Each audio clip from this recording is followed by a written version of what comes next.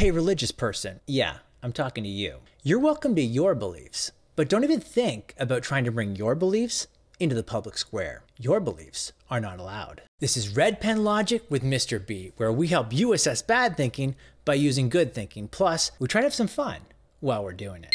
In today's tweet, Richard Dawkins Foundation for Reason and Science offers a tweet, ironically, with little reason and no science. The tweet says, we really 3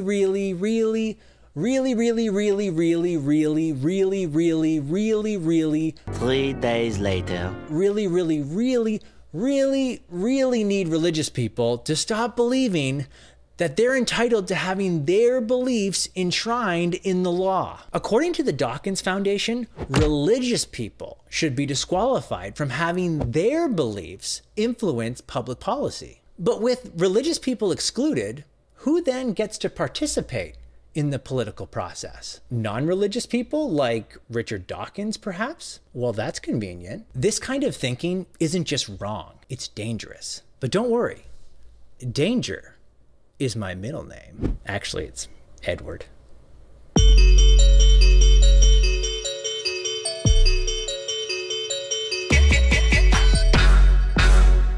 The Dawkins Foundation wants to exclude religious people from enshrining their beliefs in the law. This thinking fails for 2 reasons. Here's the first reason. All laws legislate someone's moral beliefs. Each word in that sentence is important. Everyone has beliefs, things they hold to be true. I have beliefs, you have beliefs, and Dawkins has beliefs. I believe I have a beard. I don't know if you've noticed. I believe I have a Morky Poo who is super adorable. Aww. So cute. And I believe stealing my Morky Poo is wrong. Isn't that right, Paula? Now that last belief is different than the other 2. It's a moral belief. A moral belief concerns what is right or wrong, good or bad. And it's moral beliefs that are the kind of belief that gets legislated. Think about it. Why do we have laws against stealing other people's stuff? This isn't a trick question. We have laws against stealing because people believe stealing is morally wrong. In other words, stealing is illegal because it's immoral. All legitimate laws are grounded in some moral belief some person holds. Without moral grounding, laws would simply be exercised in power. And that's not right. For example, murder laws are good because they're based in the belief that it's wrong to intentionally kill innocent human beings. Every law reflects someone's moral point of view. So the question then isn't, should we legislate moral beliefs, but rather, whose moral beliefs should we legislate?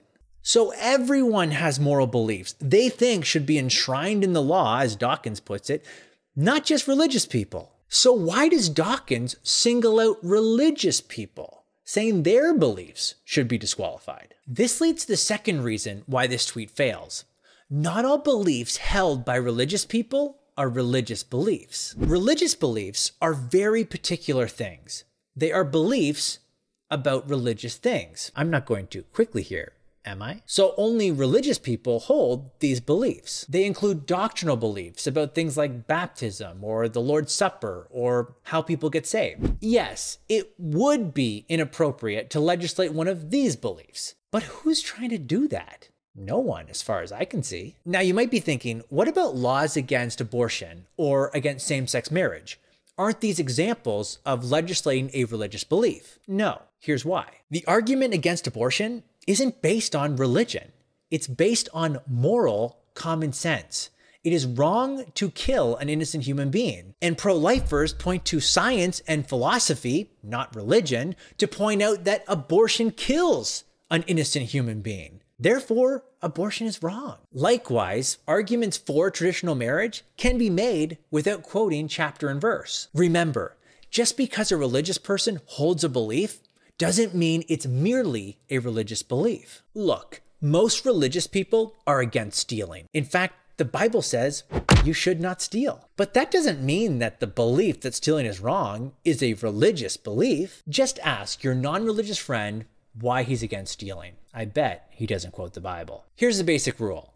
If a non-religious person can make the same basic argument about a belief that a religious person can make, then it's not a religious belief. So what have we learned? The Dawkins Foundation wants to exclude religious people from enshrining their beliefs in the law. This fails for two reasons. First, you can't prohibit someone from legislating their moral beliefs, since all laws legislate someone's moral beliefs. That's how the legislative process works. Second, not all beliefs held by religious people are religious beliefs. This distinction is really important because some want to label a belief as religious just so they can reject it. I'm looking at you, Dawkins. As it turns out, no one is trying to legislate strictly religious beliefs, and the examples that are typically given are held with equal confidence by non-religious people. Since all people legislate their moral beliefs, no people, religious or non-religious, black or white, gay or straight, with hair or without, should be excluded from the public policy process. Class dismissed. If you want to see more videos like this, be sure to subscribe to the channel and hit the bell so you get notified when a new Red Pen Logic video is released. And if you want even more clear thinking Christianity, then subscribe to the Stand to Reason YouTube channel where we put out a new video every other week.